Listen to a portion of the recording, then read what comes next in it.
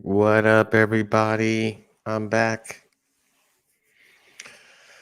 Oh man, it's been a while. It's been a while. Um, it's been a good minute. I want to say, it's been a few months. I think since I've actually had a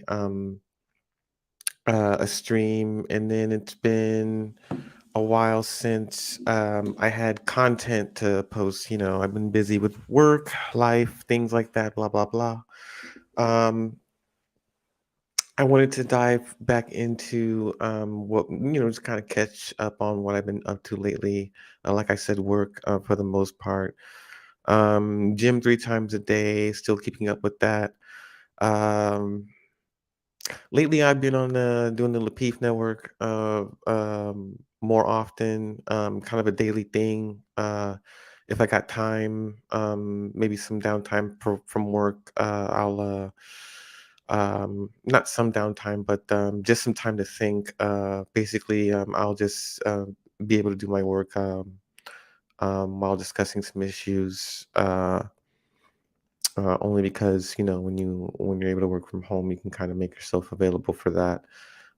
Besides, the topics that we discuss are pretty important to modern day society and um, young people and people like us alike who are kind of older now.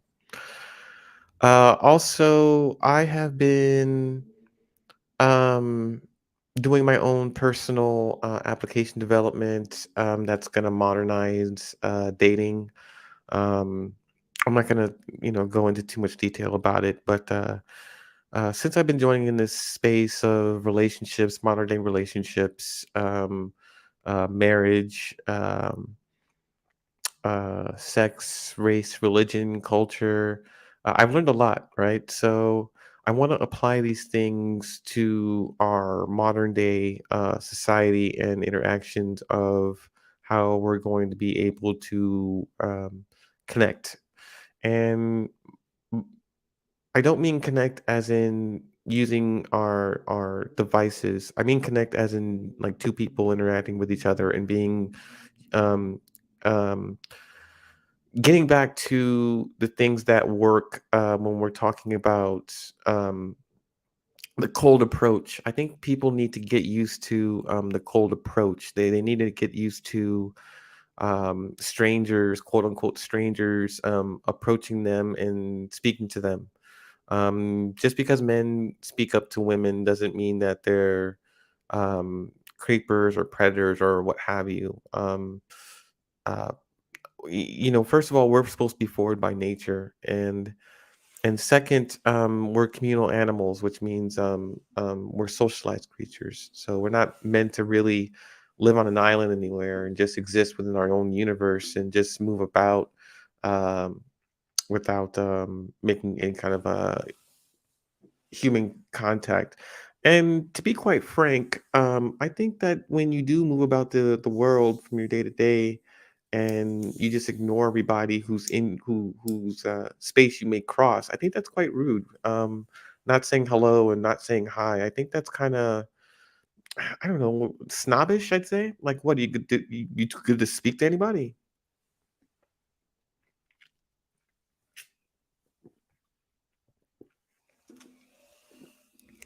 Don't judge me because my mouth gets watery, gets dry when I speak a lot. But anyway, yeah, so here's a small example. I mean, this has nothing this this has something to do. I mean, race has for me has I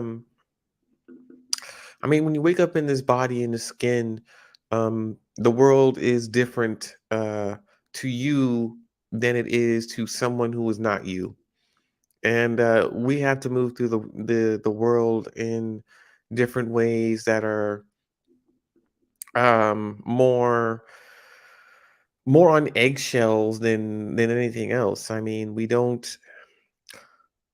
I mean, because we have so many stereotypes, negative stereotypes, such as our aggression. We're supposed to be uh, the most aggressive sample. Like, if you step on somebody's shoe, you might get shot or something like that. Now, I've never really seen this and play out in, real life, but from what media would have what it would have you interpret of us, that's how you think it'd be so easy to get, deleted around here.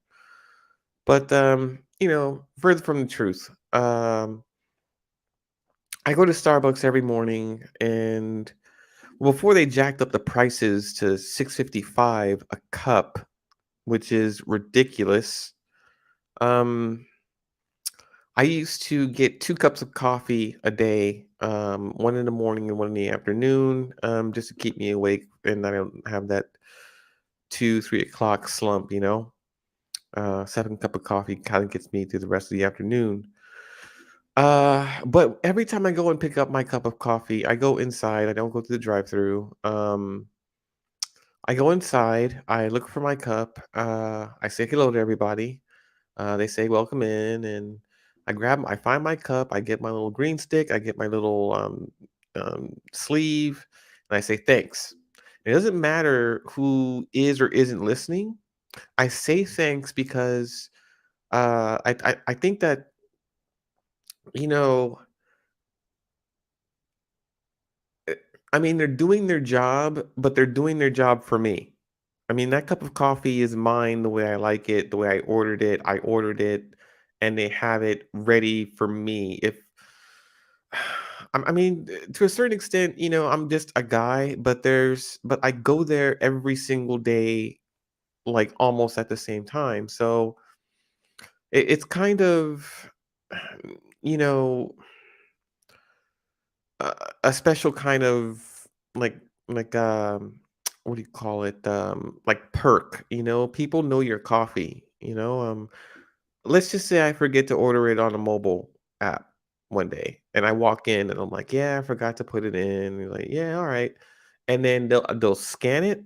They'll scan my thing, and sometimes they'll have my coffee ready for me before I can pay for it if I'm standing in line.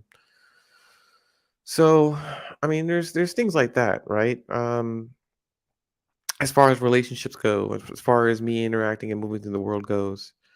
Now with women, it's gonna be different, right? I have to be far more temperamental. I have to be um, far more um, aware.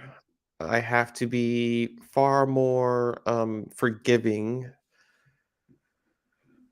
But I have to be assertive and aggressive to where a woman knows that there are certain games she's going to be able to play with me, but there are certain games that there's a time where it's going to be like, okay, yeah, I can't go there. There's a line, I see it, and I'm not going to fuck with it. Uh, but with women, it's different. They know they know what they think they know what I want from them. I tend to ask, hey, what are your expectations? What are you wanting right now? What are you looking for? And it's this, that, and the other. And they start with some kind of disconnected answer, and I'm like, yeah, you really want a relationship? Who are you fooling? Who are you trying to kid? I mean, yeah, you want to fling and you want to this, but you really want a relationship. Let's not quit. No, let's not cap. But you play that game, and right now, lately, what I've been doing is, well, geez, I guess I'll just tell you what I've been doing. So in my other videos, I should have disclosed. I probably did disclose that I'm a part of a lifestyle, place, community, and things like that. And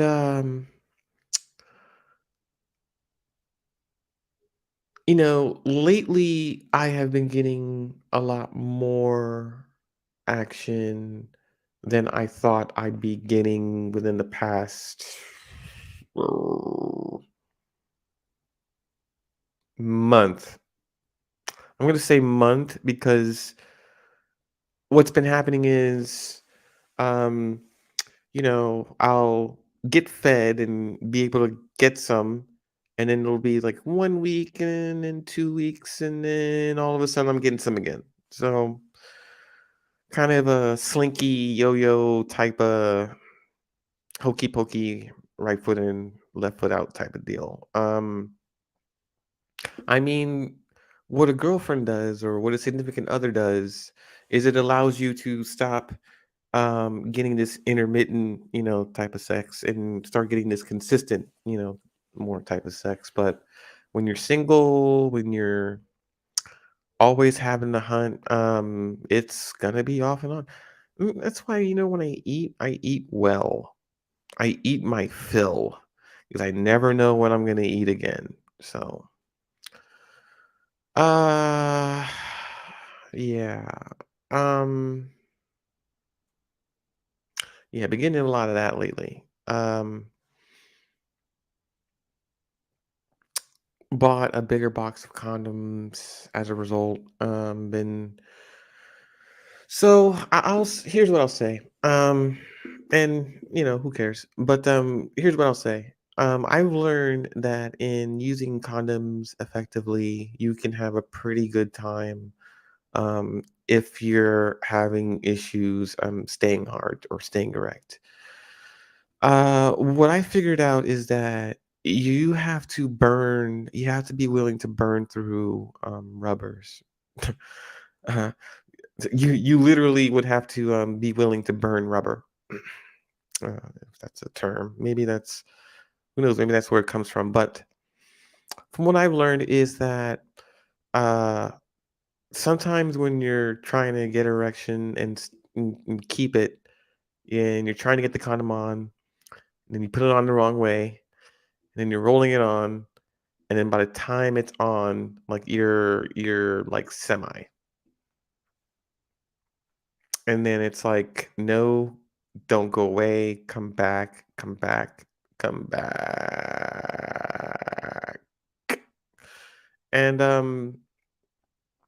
then it's like, okay, well, what can I do, and this and that. Now, I mean, that's a sticky situation because if you're with a woman who's impatient, or anyone who's impatient, they're not gonna, they might get frustrated, or they might say something or do something that is discouraging. But I mean, if you got somebody who kind of knows what you're going through, then what they're gonna do is like they're gonna just work that extra harder. They're gonna use their hands, they're gonna use their mouth, they're gonna use whatever the hell to get that thing back up and running.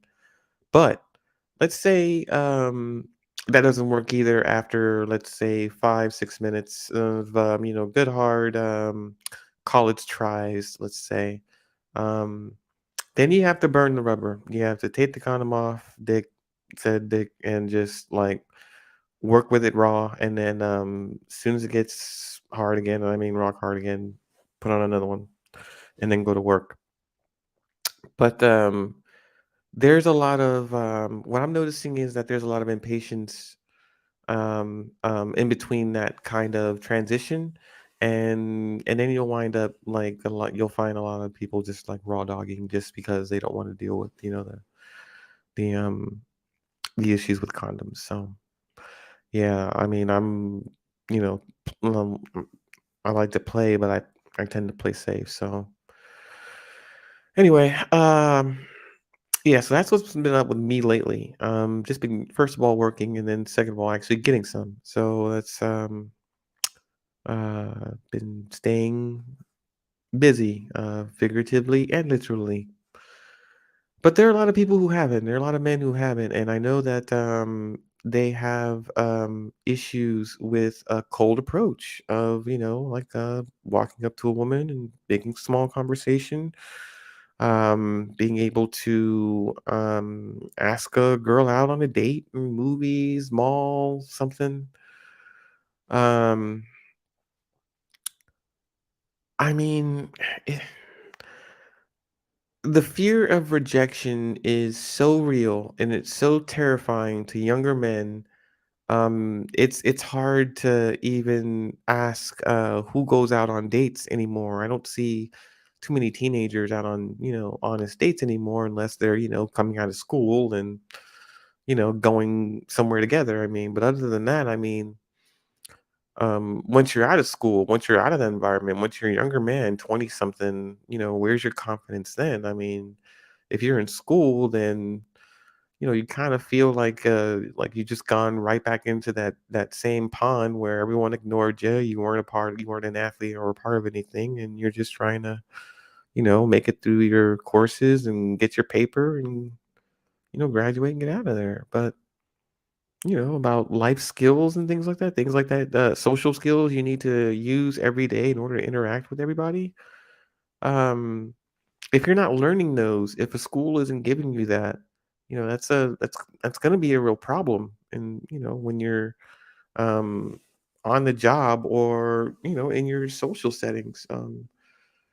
I remember in school, they used to show us a lot of videos, and some of these videos were on social cues and social etiquettes, and people in the bar and people laughing, and so it would be like, "Hey, look right here. Notice this touch. This touch means she's interested." And so bring back these videos on social cues and you know um direct eye contact. What happens? Do you know what happens?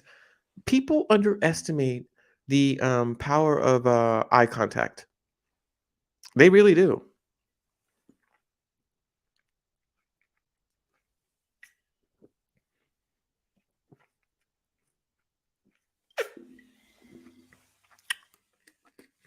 Excuse me. Eye contact. I was in this club. I was in this bar. Kind of packed on Saturday night. And there's gotta be like 50, 70 guys, 80 girls, who knows. So we're walking around, and you walk around and you check out the action. There's a dance floor where people dance, and you kind of work around that, and you keep walking, and then I noticed this girl. I'm headed toward the back patio to go outside, and I noticed this girl chilling with her friends, but I noticed her, and what happened is she turned and she looked at me, and then what happened was we locked eyes, and she smiled, and I smiled back at her, and I go outside, chill out, relax for a good minute, and later on that night, I passed by her again, and we locked eyes again, and this time I'm like, "Oh, yeah," and I just start making my way toward her. And I make my way toward her, and I'm like, "Hey, what's up? How you doing?" And she's like, "I'm doing all right." Da, da, da, da, da, da. She goes, "Yeah, I saw you earlier." I'm like, "I saw you too." I'm like, "So, what you drinking? What you got? Sipping on over here." That's don't whatever. That's my game. So I bought her another drink. We go outside in the patio. We start wrapping it up a little bit, and I had a nice conversation, and I wound up getting her number. And here's how I got her number. Like, we're talking, and I'm like, well, this and that, this and that. What are you doing? So, what are you busy? What do you like to do? I'm like, hey, so there's this new movie coming out. Excuse me. This was around, so to give you a time frame, this was around when Atomic Blonde came out, because that was our first date. Our first date was we went to go see Atomic Blonde. So, in theaters. So what I did was I'm like, it's cool. I mean, you seem cool and all that. I mean, I'd like to, maybe, take you out or something. I mean, I don't have anything to do. And he goes, yeah, oh really? I'm like, yeah, you seem kind of nice. I mean, might as well. So I unlock my phone and I go through my phone and I create a new contact and I give it to her. And she says, "Oh, okay." It's like, "Is this your way of asking for my number?" I'm like, "Well, of course, yeah." You know, only if you want to have a good time, so you gotta, lay it kind of, you gotta, you better let them know, hey, you're gonna have a good time with me. You just are. And I mean, I'm a different kind of um I have like I don't have the features of an attractive male, but I have an attractive personality. That's me. You'll never like me when you see me, but you'll like me, you'll love me when you talk to me or when I talk to you. So when I talk to you, it's gonna be some shit. Cause I mean, people. Okay, so the game, because the game. Okay, look. So I mean, because truth be told, the dating game, the game is different for everybody. Um, social skills, socialization skills, come from a very school of hard knocks. No one, I can tell you this: you can't make. Hang on, let me take this off. I'm getting a little warm in here. It was cold outside earlier, which is why I have this on, and it usually gets cold in this room, and I'm sitting by a window, which is why I wore this. But I'm a 1980s baby, born in 81, which means I'm in the era of wired telephones, playing outside, playing with other kids, always meeting the new kid.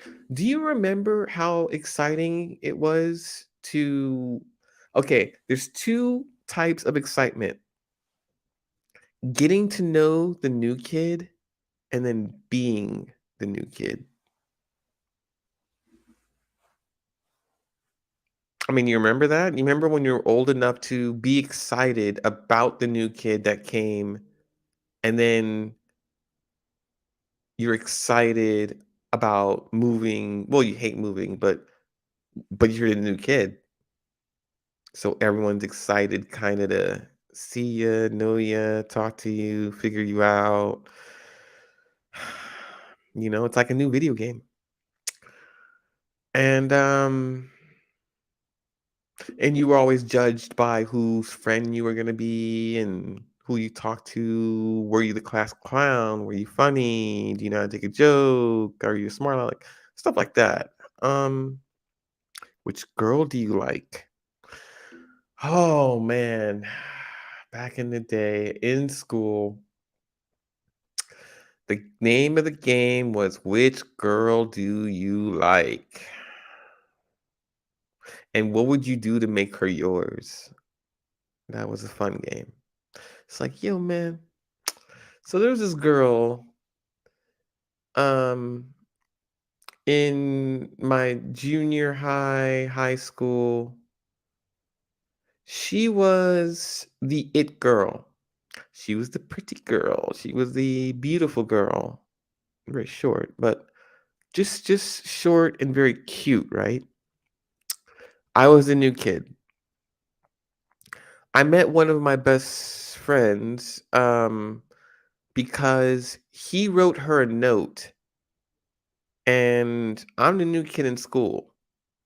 So what happens is he writes her a note saying, "You are so beautiful, you can't be ignored," something like that. And it got to her. So people were asking, "Hey, did you write Bianca that note?"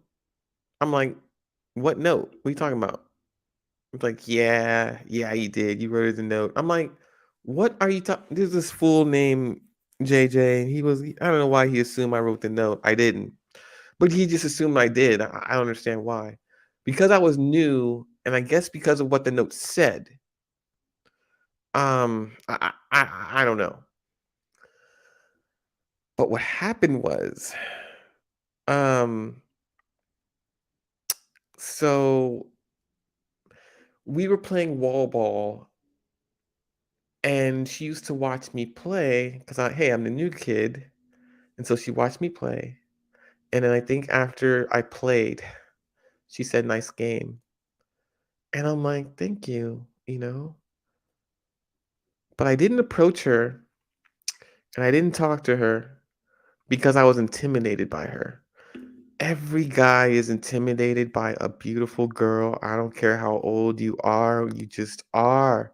We can't talk to you. We can't look you in your eye. We can't touch you to shake your hand. We can't do any of that. If you're and you have to go back and think. I mean, in your school, when you were in elementary school, when you were that kid, you had that beautiful girl who just dumbfounds you. It's like, "I can't touch you or be near you. I'd sound like an idiot." That's every guy. So, yeah, anyway, so this girl, mm, she thought I wrote her the note and I didn't, and I think she thanked me for the note even though I didn't write it. So, I think later on that day or the day after, like half the school determined that I wrote her a note that I didn't write. And this guy, white guy, well, white guy, boy back then, comes up to me in the teen center because I'm on an Air Force base and we have teen centers over there. The youth center, I'm sorry, the youth center, and he says, "Yeah, hey man, hey, what's your name?" I'm like, "Yo, man, it's like, it's E." He's like, "Yeah, okay, I'm J." So, um, how is it that why is it that people think that you wrote B that you wrote homegirl like a note? I said, "Yo, man, I've been thinking about that all damn day long. I don't know where they got this idea that I wrote her a note. I didn't write her a note." He goes, and he's like, "I keep telling everyone I didn't write her the note, and no one believes me." I'm like, "Oh yeah, well of course. Well, I believe you because I wrote her the note." And I'm like, "What?" I'm like, "Hey man, you need to clean this up and clear this up and tell people you wrote the note. Just tell them you wrote the." He goes, and then he told me, "I have been telling people all day long and no one believes me." And I'm like, "What?" He's like, "Yeah, people think you wrote the note and it's my note. I wrote that for her. I like her." And I'm like, "Oh my God." So, because the note was anonymous. But yeah, so me and Jay, ever since then, we were good friends. We were really good friends, best friends. We became best friends. He spent the night at my house. I spent the night at his house. Um, um, this was in my time in Alaska, Fairbanks, Alaska, my tenure there, and I was in Air Force Base. Just to keep things in proper context.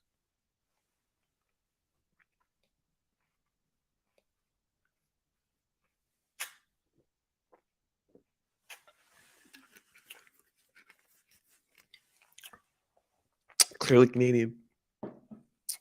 I drank this as a kid around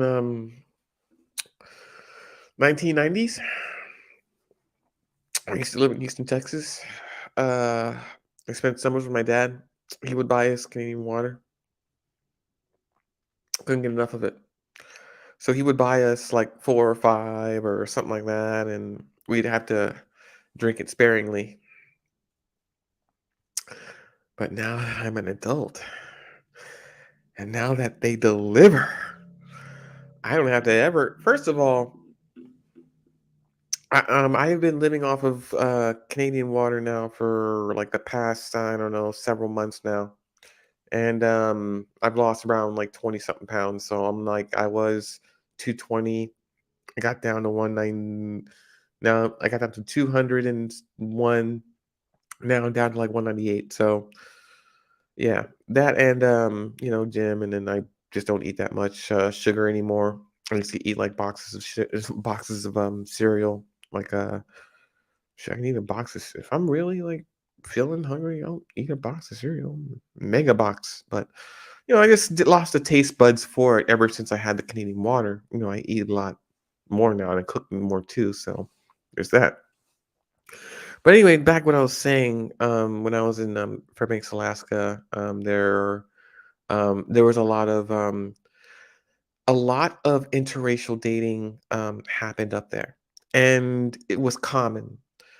And I've never been in an environment like that being from, like, San Antonio, Texas, because there's mostly, Mexicans run everything down here, Mexicans and white people, so there's not a lot of, I mean, there's interracial dating, but not like, not very common. But in Alaska, it's not only common, but it's accepted, and it's acceptable behavior. It's weird.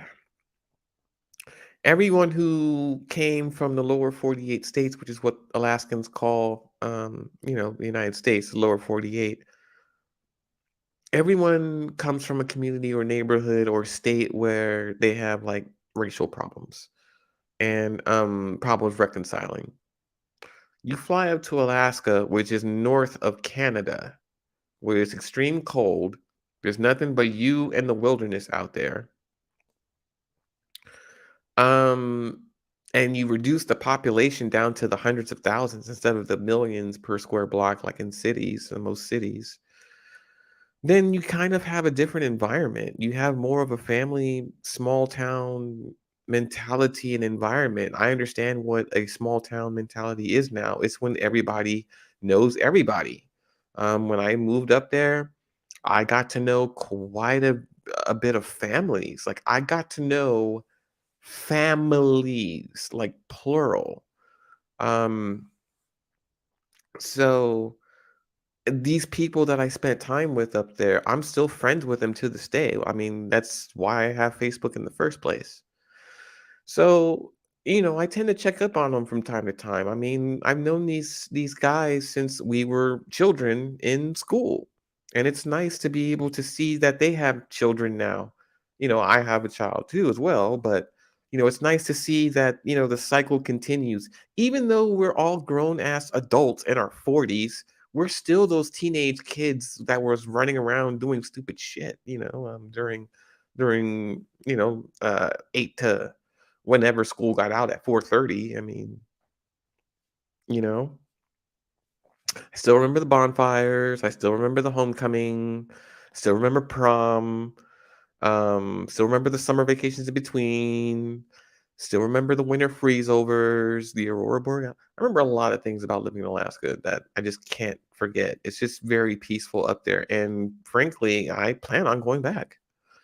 The only difference is I don't know if I'm gonna live there permanently and pack a bag and just live my life the rest of my life up there. But if you take a look at what's going on down here in the lower 48 states with all the gun violence, mass shootings, I mean, I'm sorry, but if I pack a bag and go to Alaska and stay up there for the rest of my life, I probably know I'm not gonna get shot. And that goes for, my family too, everyone I know. Um, that and there are people who from my school are still there.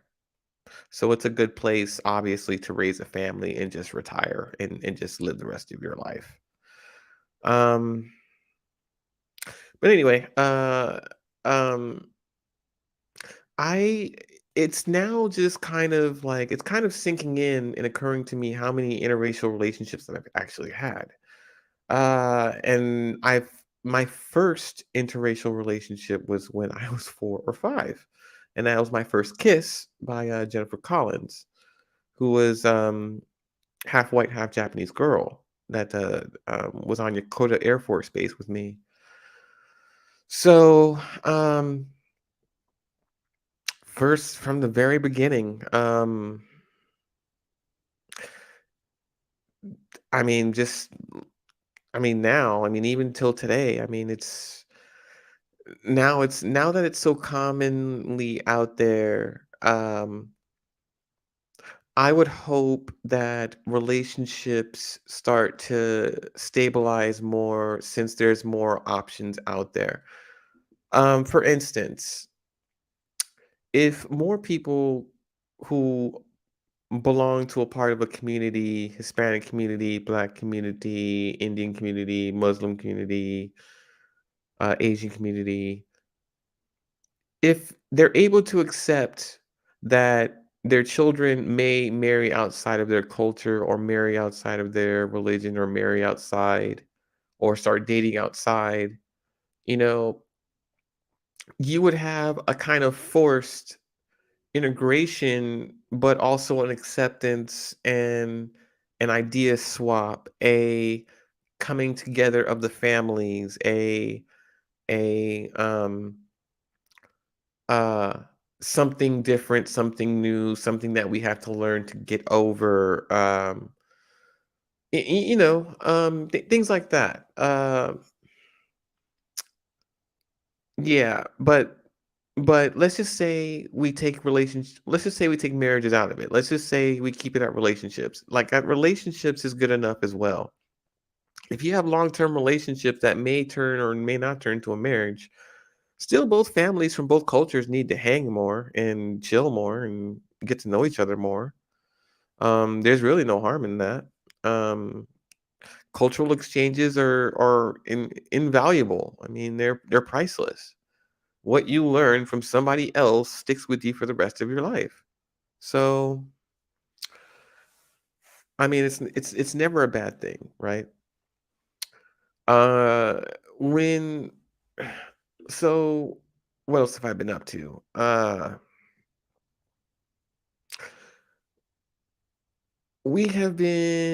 I have been watching some movies. I saw John Wick 4 when it came out on Thursday. Please. I bought my ticket the week it said that it was available for purchase. I wasn't playing around. I bought a Thursday ticket because I knew Friday would be too late. And the weekend was sold out. So I got my ticket, 7:45, Thursday night. Boom. So, geez, what else should I talk about? Movies that I saw recently. What was that one? Black Adam. Thought Black Adam was the shit, man. I love that shit. The first 15 minutes, man. Oh, so crazy. I like his attitude. I like the attitude of Black Adam. I like that he's just a fool that can't be fucked with. I kind of like that. Oh, the new Shazam movie came out. Fury of the Gods. I did not see that one just yet. I didn't make it out to that one just yet.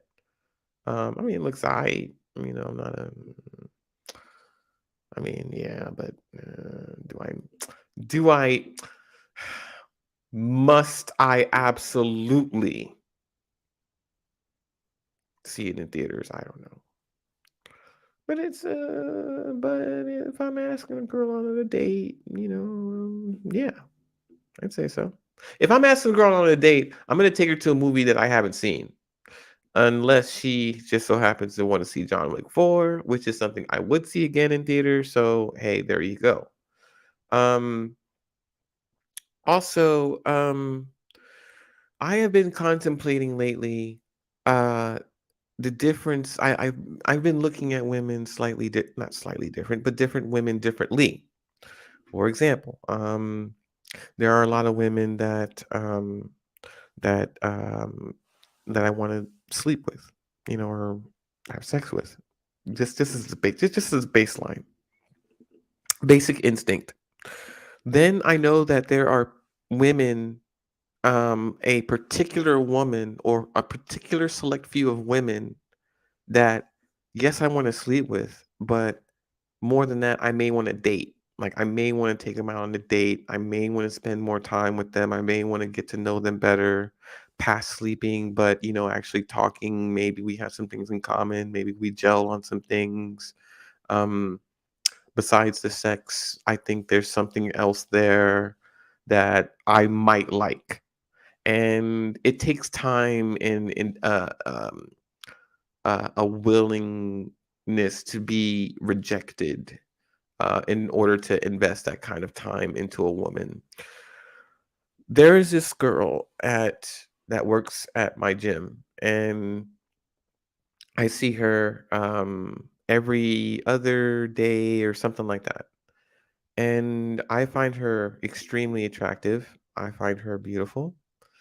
Um, I don't know if she thinks of her. She's that type of girl that is gorgeous, but would never look in the mirror and tell herself she was gorgeous. She's one of those. Um, I like the idea of her being my girlfriend for some reason. For some reason, I don't understand it.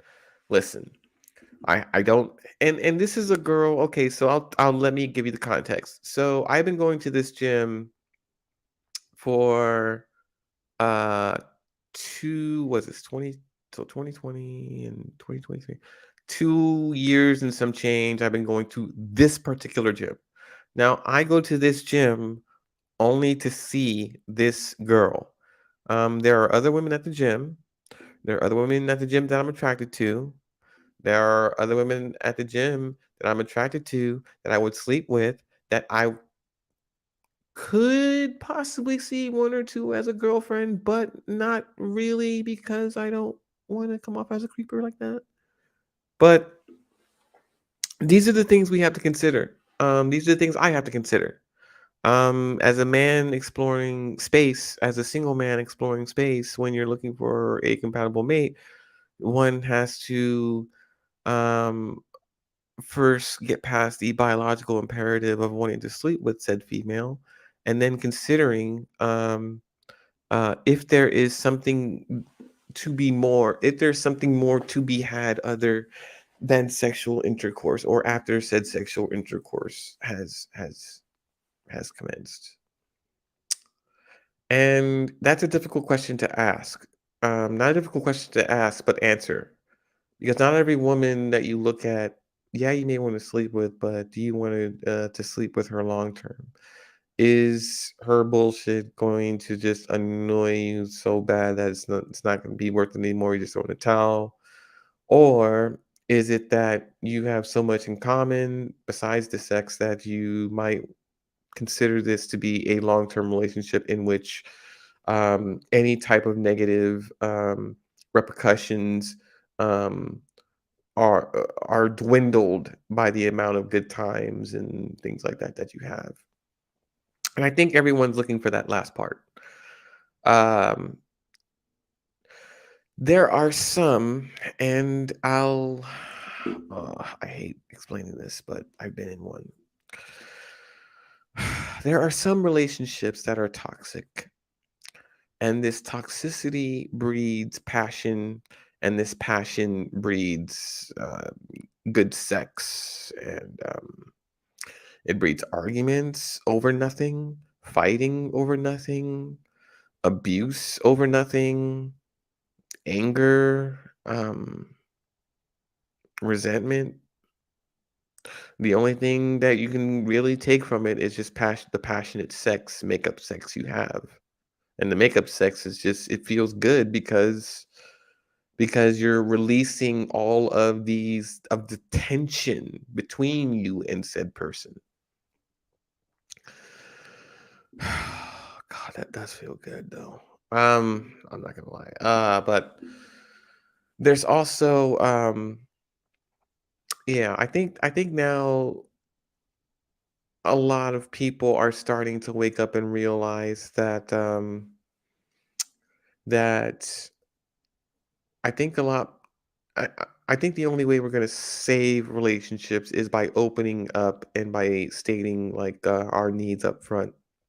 our sexual needs up front because these requirements, like any job, need to be met. And if they can't be met by one person, they may need to be met by more than one person. And, it's only in this modern day society where we think that one person should be a 100% compatible, suitable mate. And that's just not reality. I don't know how many court cases and families have to break up over something that just hasn't worked. It just hasn't worked in modern day society. It has worked in the greater society. I think it's worked in the baby boomer generation, but in modern day society, monogamy is getting its seen its last generation. I think monogamy is going to be a word that used to mean something. Um, I think I think the new normal will be polyamorous or polygamous relationships. Actually, if you think about it, most relationships throughout all cultures have been somewhat polygamous. It's just I believe this certain sector and this certain time and space where monogamous relationships were more beneficial. I think I can understand it being beneficial as far as establishing a new nation or a new country and getting things together. But I think as societies evolve and civilizations evolve, relationships between people start to evolve too. Because if I mean, people are changing, but one thing that hasn't changed is that our sexual requirements are expanding into multiple layers that cannot be satisfied by one person. And as hurtful as it may be for some, people to accept it, it's the truth. I mean, but I said this, I believe, on another panel. I said the truth is like medicine. I said it smells and tastes bad, but it's good for you. And the only thing it's designed to do is improve the condition from where you are now. And you can never have too much medicine, you know. But yeah, I mean, uh, what people need is a wake up call to the new era. I mean, I want to at heart, I'm a traditionalist at heart, right? I do want one man, one woman. I do want just one wife. I do want to start just one family. That is what I want. But I know that staying sexually committed to one woman is it's extremely difficult. Sure, I can do it through discipline. But if you're asking me the question if I can do it for the rest of my life until the day I die, I cannot say yes to that. I just cannot. As a man or as a man or as any man, you know,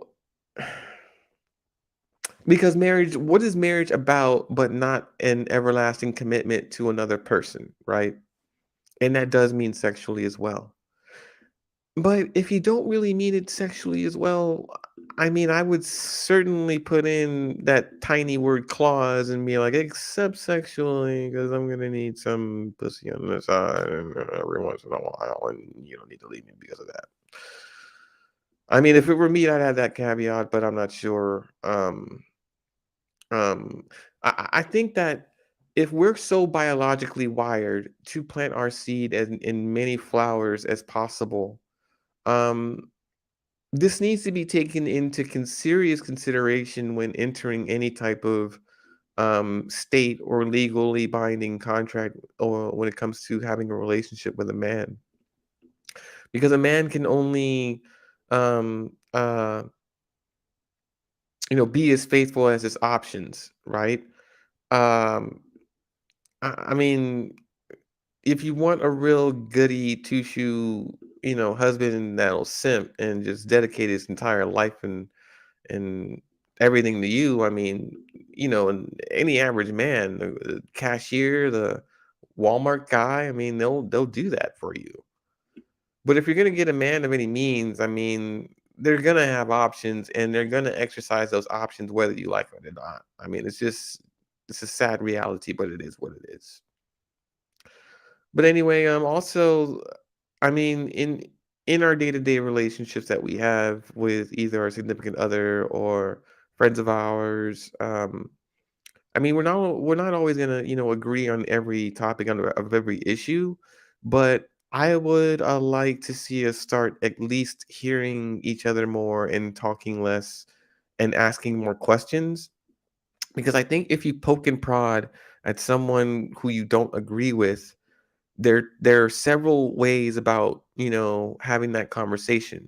If you're asking a question and you're asking about what they said versus what they said before or what they're saying now, make them reconcile their beliefs by just talking, letting them talk, listening to them, and then repeating what they're saying and saying, "Is this what you mean? Even with this and even with that and even with that." Because if you dig deep enough, they may start to rethink their entire position on something that they were so concrete on, but because no one was willing to actually listen to what they were saying, instead they were just kind of, like, I don't even care and want to hear what you're saying, then yeah, of course they're going to believe what they're going to believe because no one's going to challenge them on it. So I just believe in, like, just kind of questioning, listening to people and asking questions in order to find out whether it is they really do believe it or if it's just some talking point that hasn't been thoroughly thought out. Other than that, lately I have been just swimming in different lakes of vaginal waves and without a floaty. Um, but yeah, it's been interesting. Even actually, what time is it? It is 9:53 Central over here, so that means around 3 hours ago I was getting some, and from a 29-year-old, pretty young. I didn't tell her my age yet. I don't want to. Oh, I'm trying to scare her off. But she's like, if how old could you be? Like, you look like like mid-30. I'm like, good. We'll go with that answer. We'll keep it there, and I'll just hit you up on Snapchat when I get back to my house. So she lives around uh an hour away, 50 miles from here, I think. Nice little drive. Quiet, not really, because I had my music blasting. But about an hour there, about an hour back. I do plan on. She wanted me to come and see her tomorrow. At the same time, I'm thinking I'm gonna have to skip my gym, work out, and go stretch it out over there and get some. I mean, like I said, our biological imperative. But I mean, come on, what would you do? Uh, yeah. So yeah, I think that it's gonna be an interesting year. It's 2023. There's gonna be some interesting shit going on. There's shit going on in my life. Uh, I live kind of out in the open a little bit. Uh, not to say I'm walking naked down the street. I'm just saying I live my life open a little bit, meaning I've tried new things. I've uh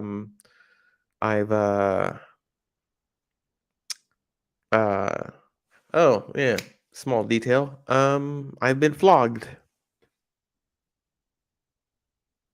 Mm-hmm. with different tools and paddles and things like that. Just the one time I did it the one time to say I did it. I know what it's like, and I don't ever have to do it again.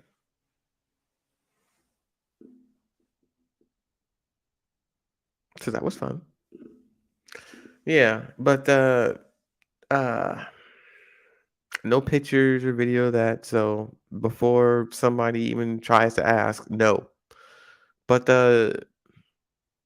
besides the flogging that I experienced, there have been